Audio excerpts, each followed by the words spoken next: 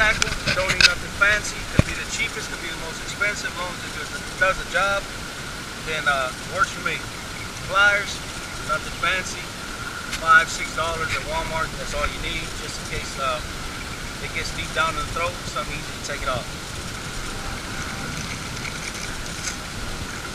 On this smaller one here, I'll carry a small little box of hooks, different size bullet weights, different size hooks. We have these red ones here, small 2-aught. Then we have the weighted belly hooks, 3-aught. Move over, we have the offset worm hook. And the small one, we have the 1-aught with the weedless guard on it. Small, but gets the job done. We have flipping hooks, just in case you get into brush piles, as we got here behind us. You put it on here, you should be able, as long as you got some good braid on it, some nice strong line, you should be able to kind of rip through whatever you hope you pulling through, and it's supposed to hold your bait on there. Always carry extra line. Doesn't necessarily have to be this brand that works for me. With braid, use the Invisibraid from Spider. And now we get up to the boxes. It's an organized chaos. Hopefully we didn't organize everything, but just trying to show you a little bit of what we carry along.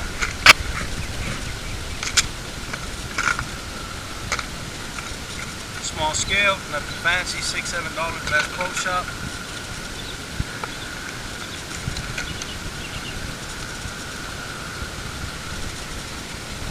Last but not least, we have all our cranks. Depending on where you're fishing, of course, you know your style, you know where you're at. Longer bill is going to be for deep divers. You got your shallow runners.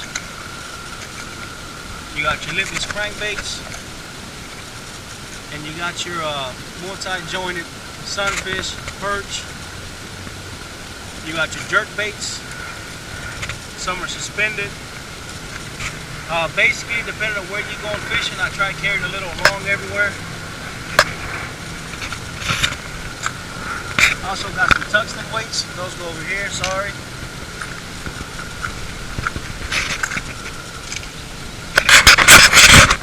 And basically what you do is you try to carry as much and as little as you can. In my case, I bring almost everything I have and try to throw each and every different thing until I find out what the bass are hitting on. For instance, over here in this one, we have all the crawls. You know, of course, you got your woolly bugs, you got your yo mamas, and you have the creature type baits. Same box, we have all the thumpers. Small thumpers, 2 jigs, 2 different colors, black and red, green, and then we have some flukes over here. I believe this is the smoke. Maybe y'all know which one it's called. Smoke one, I think, or baby bass. Nah, the baby bass. Entry bass. Alright, so we'll get to it. And on some of these, you see they're already rigged with some football jigs. These work extremely well for me, especially in some bayous and ponds that we go to.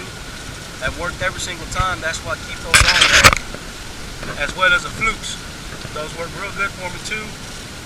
We got some frog style baits from Bayou. What you do with these, you split the tail, and they give you a nice action on top of the water versus the horny toad or any other top water that you might be using. Warmouth, I've heard a lot of people use these. I bought them because I heard the same thing. I haven't used them, so I can't give you too much of a review on that. If you're out to catch, what I've liked about these is no matter what the bass is chewing on that day or decided to eat on that day, these will pretty much catch you the bass. Alright, we'll move on. Over here we got a couple of jigs. We got flipping jigs. Ain't gonna be able to tell you the sizes since I do have them all mixed up. Like I said, it's organized chaos in here. We do have a couple of frogs, the sexy shads, tails are cut off in different sizes. All different size frogs depending on where you're going. All different colors. Some of them have homemade trailer hooks on there.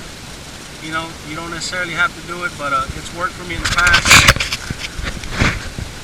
All different sizes, all different styles. You try just to keep as much as you can and as little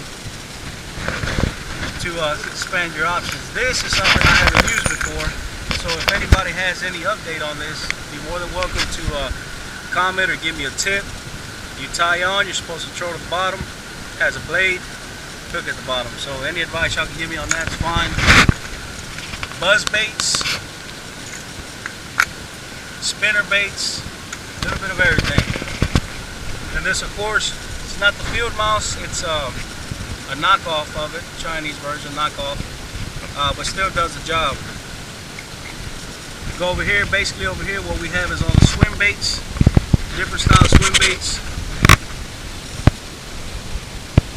We have flukes, we have numbers, and that pretty much sums that up. A couple of worms, things of that. We have that there. And two more, we'll wrap it up. Sorry it's so long. Here I keep most of my worms, or try to carry most of my worms here. And of course, a lot of the worm hooks, depending on the size of worm that I'm using. And since I have extra room in the bag, a lot of my small cranks go in there for bayous. Those would be perfect for all the bayous. We've tried each and every one of those and had good success on it. Some of this dip bait, I rarely don't use it. You can see how full that still is, but I mean, I guess when all else fails, you got to try a little bit of everything to see what's going to work. Basically, I wish I could tell you exactly what would be my go-to. It all depends. You get to the bayou, you throw a worm, they don't bite, you switch it up. You throw a thumper, you throw a frog, you throw a tube jig. Eventually, you'll find out. If you have the patience, you got the time, you'll find out exactly what is it they're biting. You don't necessarily need all this tackle, but it works for me.